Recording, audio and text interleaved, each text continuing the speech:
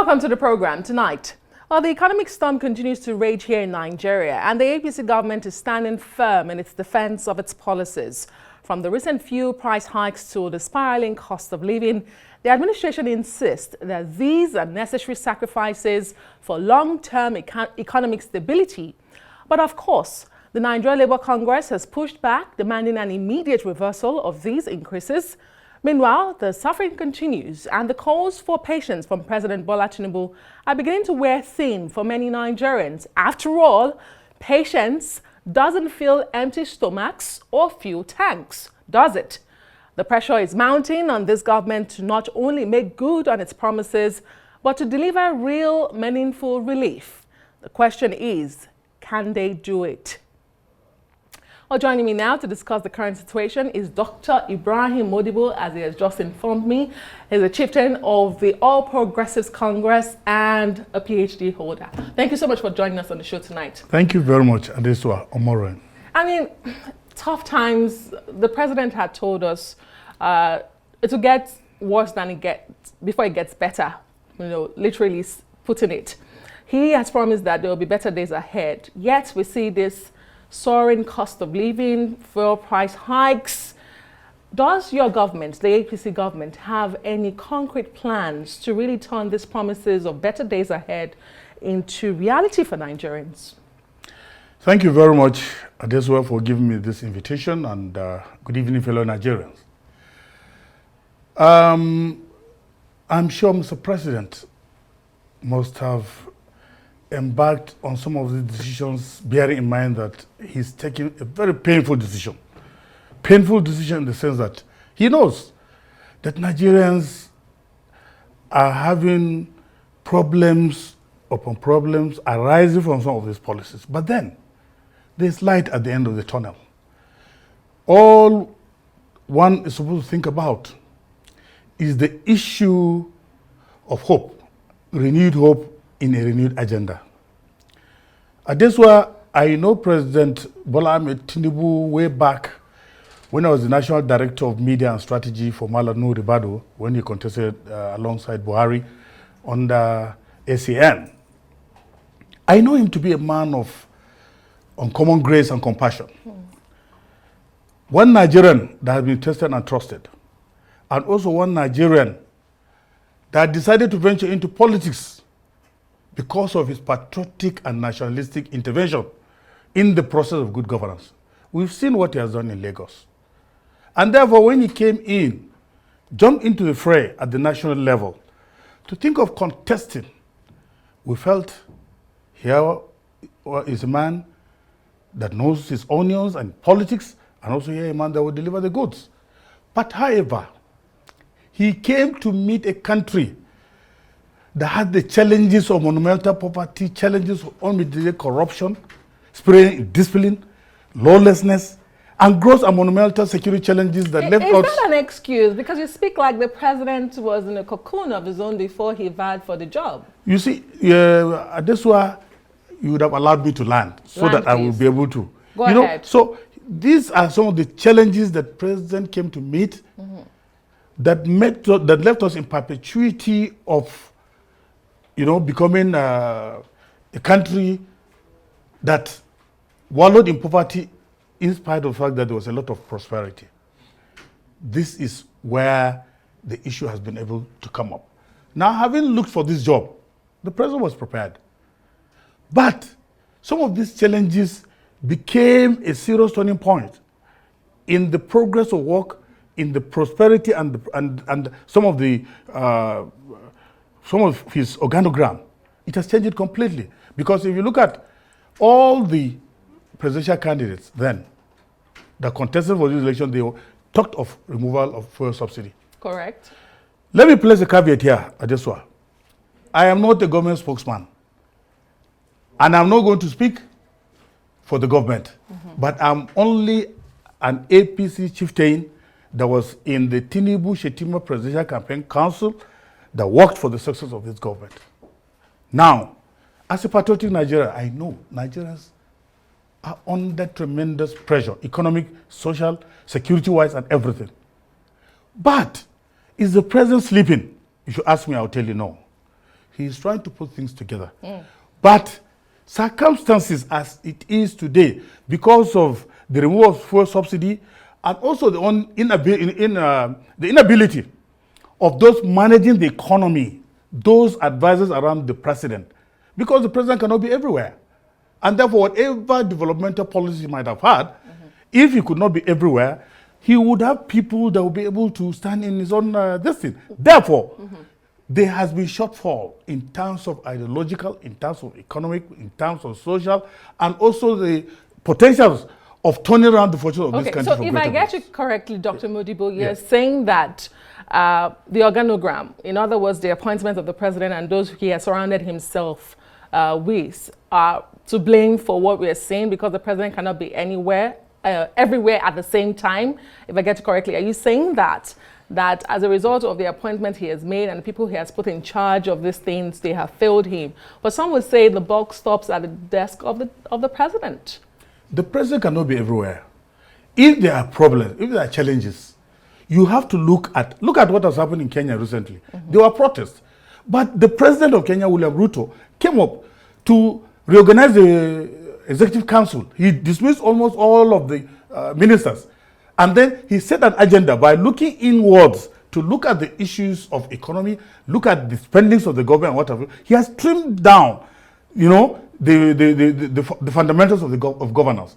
And therefore, to me, as a scholar of development economics, as a scholar of development communication, so to say, I believe in strategic thinking in terms of developmental structures. And President Bola Ahmed Tinubu has the wherewithal to turn around the fortunes of this country. He has 2 or 3 more years.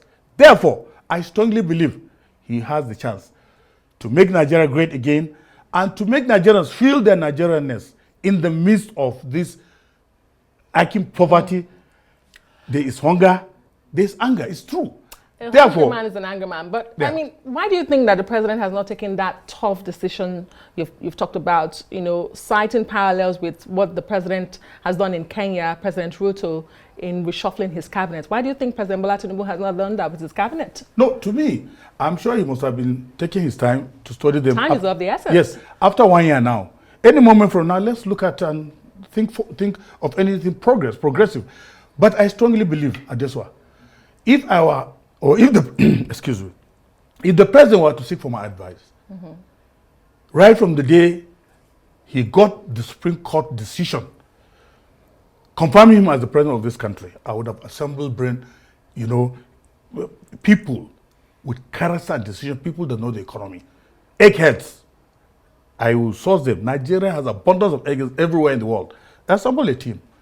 What is the way forward? These are my plans because it's part of my manifesto. Removal of fuel subsidy. What do we do?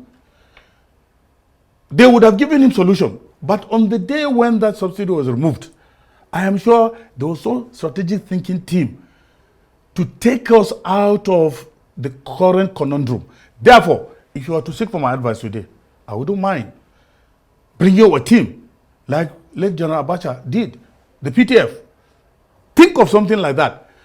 Proceeds coming up from the fuel subsidy should have been placed in a strategic accounting system. Get the best people that you think are honest, sincere, and people that could deliver. Give them the mandate to explore these resources that we're going to get for the betterment of Nigeria. If that has been done, it would have been 100,000 times better than just giving these monies to some of these governors that do not even know what to do with the monies.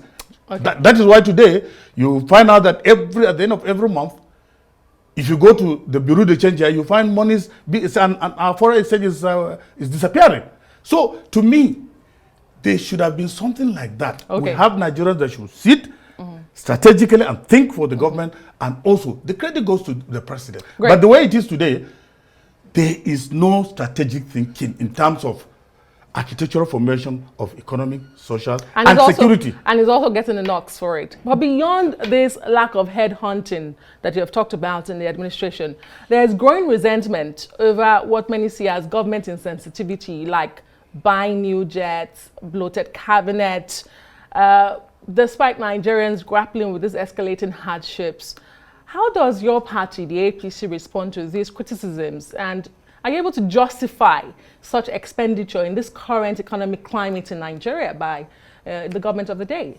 No, you see, Adesua, I'm a Nigerian, and I also feel the pains. Just like Mr. President, I also feel the pains and on the pulse of Nigerians. I can assure you that. But going down to your question, I don't want to defend some of these expenditures. I'm not here as a government spokesperson. You've said that. Therefore, as a caveat, I'm not going to defend that because, to me, it will show sensitivity and compassion. That is why I say people around Mr. President, I give him wrong advice. If I were Mr. President today, I would have sacked almost virtually all the ministers and what have you. To get new people, new advisors, because some of this economic team, they are just mere newspaper tigers as far as I'm concerned. They can only limit themselves towards the textbooks econometrics without looking at the proper inventory of Nigeria's economic system, looking at the poor masses, you know, as a ladder. With all these problems, must we buy a new jet? If you ask me, I'll say yes, and I'll say no. Yes, because recently we've seen how some of the former presidents, I mean the presidents that died recently from other countries, Iran and all that, you know, had air crashes. I could have bought one, but how do I do it? I will sell some of the aircrafts in the presidential fleet, gather the money together and buy a good one, instead of allowing the fleets there, pumping our monies every time, servicing every time, you know, working on it, spending our hard-earned currencies. Therefore, I would have sold the fleet, some of the fleets, and get a new one. Then no, in the sense that for us to be very sensitive to the yearnings and aspirations of Nigerians. And you know, in 2027, which is just by the corner, election is coming up. The way Nigerians today, in terms of aggregation of opinion, in terms of sensitivity, with the current economic tempo, Nigerians are not finding it funny. But Tinubu has history by his side. He has 2 more or 3 more years to change the whole economy to the dynamics of governance. And therefore, look at every parameter of democratic practice. We know that there is no democracy that will be able to give you 100% satisfaction. And this is where we are. As painful as Mr. President's decision, you know, to take some of these policies, which he knows to his heart that is painful, I am sure he's looking for a way out to see to the possibilities of maybe finding solutions. Because I'm sure, like I saw it on your interview with Ngelale, you know, the Chief Ngelale, the media presidential spokesperson. He said the president doesn't sleep up to sometimes 2, 3, or 5 a.m. thinking of Nigeria and waking up early to, you know, look at issues. Dr. Modibbo, let me ask you, because some would say it's easy to criticize from the sidelines. As a party chieftain yourself, and, you know, point out all of these solutions that the president should have taken or decisions he should have taken, one will wonder, what's the relationship between the party and the government? I mean, you speak about the people around the president, and this is an accusation that has come up several times by several people. Are you saying that your party and the people of your party are unable to access the president, to speak to the president to say, you know, as the #1 member of this party, you are probably not going the right direction. Nigerians are not happy with you. Are you able to communicate with the president as that, as a party? You see, as a party man, I strongly believe, Adesua, that Nigerians, and particularly members of the APC, are under no illusion as to myriad of problems confronting the current political tempo and Nigeria as a whole. Therefore, as a party, what do we do? If you look at, I always refer to George Santayana, the famous historian, who stated that if experience is not retained, infancy is perpetual. Those that forget the past are doomed to repeat it. Therefore, we have seen what political parties were, especially during the MPN days and coming down. The party was stronger than the president. The party chairman, Akiloye then, Adisa Akiloye of blessed memory, was inviting Shagari to may God bless his soul. And Shagari was answerable to the party. But as it is today, we've seen a party chairman that was not even prepared for it. The person that was really prepared for the chairmanship of this party was Senator Almakura. He spent his money, he went all around, mobilized resources, and mobilized people, was ready to to make sure that the party is strong and dynamic and one that can confront the challenges of the current democratic tempo. Unfortunately, he has not been given the opportunity. So now, the party, as far as I'm concerned, has been reduced to a kind of a lapdog where it can neither back or bite a muscle. So as far as I'm concerned, there's a need for reinvigoration. There's a need for the government and the party to sit down and map out strategies based on solid fundamentals that could move this country forward. And therefore, to me, I'm also pandering to the sentiments of the recent utterances of Senator Ndume. Yeah, who's made that comment as well? Yes, who made that comment? So therefore, to me, look at for how long I have, as a member of the party, I am part of the intelligentsia of the party, especially during the campaigns, publicity committee. Up to today, nobody has invited me for one day to say, look, come for a meeting. Maybe you have your own opinion to share. So is that the kind of party that we're looking forward to confront 2027 when we are still having fire on the mountain? We should look inwards. The president should be able to look inwards. There are a lot of party people of character and distinction. Okay. People that will be able to deliver. Not to come and think of just those that you know. Let the president expand the territorial horizon of picking the best brains that he could assemble to move the nation forward. He has history by his side. If he does that, believe me, there is nothing miraculous in turning around the fortunes of the economic prosperity of Nigeria before 2026. And I think that's a very good place to leave it. We do wish you and your party the best of times. I mean, in these trying times in Nigeria, Dr. Ibrahim Modibbo is an APC chieftain. He's been speaking to me about the state of the nation and what his party, the governing party, is doing about it. Thank you so much. We do appreciate your time. Thank you, Adesua.